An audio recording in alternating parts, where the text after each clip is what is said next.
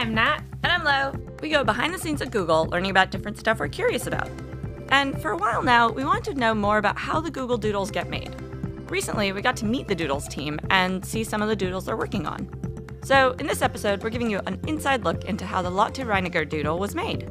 And then later in the summer, we're going to create a couple more episodes about upcoming doodles and the Doodles team. But for this episode, let's travel back in time to Germany in the summer of 1899. A little girl, Charlotte, going by Lotte for short, was born. She loved making and playing with puppets, and she would grow up to become a pioneer of silhouette animation, as well as direct the first feature-length animated film in 1926 called The Adventures of Prince Ahmed.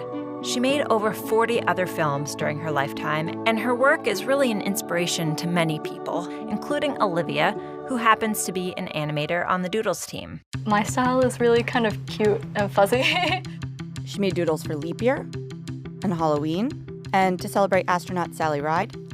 So when the Doodles team was together figuring out what to make for next year, they were reviewing ideas from teams around the world, and Olivia thought, well, what if we could make the doodle for Lotte with silhouette animation? We do so much digital because it's so time-saving. So when I pitched it, basically, I was like, I really want to do something in her style.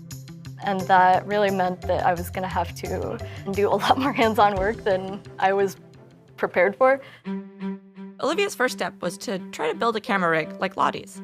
Her rig was huge. So the camera was like on a different floor. She would have someone taking pictures while she would be at the bottom, just sitting on a low bench doing the actual animation. I just went to the hardware store, gathered up everything I thought I would need, and then made like 18 more trips when I realized that I still needed things.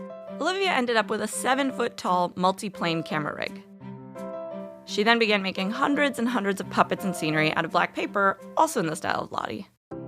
She was like so fast with making puppets, and just with her tiny pair of scissors, she would just sort of like rotate the paper around really quickly and keep her scissor hand just going.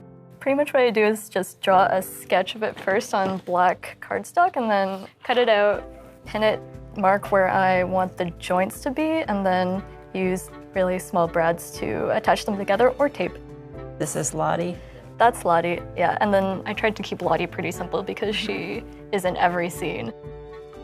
What's the story in this doodle? It starts out with her in her studio, cutting out a flower, and she cuts it, a billion triangles fly off it, and then you can sort of see her walking through scenes that she's created, the characters she's made, that really reference her films that she's done over her life. Then it sort of concludes with her placing the flower in a scene, and as she leaves, all of her characters come into frame and thank her. They hand her flowers back.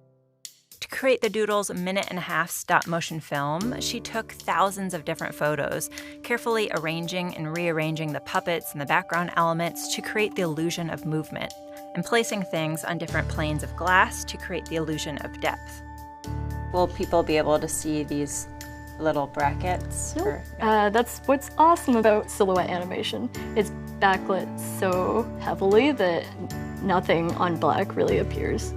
The great thing about stop motion is that you can see immediately what's happening, and if you're understanding it, if it's working. What do you hope for people who interact with the doodle and watch the film? She's just such an amazing lady, and I hope they appreciate that this was the first feature-length animated film, and I hope a lot more people know about her after this doodle, or think about her, or get interested in stop motion.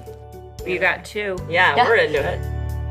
First of all, selecting an idea which I like to do very much, because the work takes a very long time.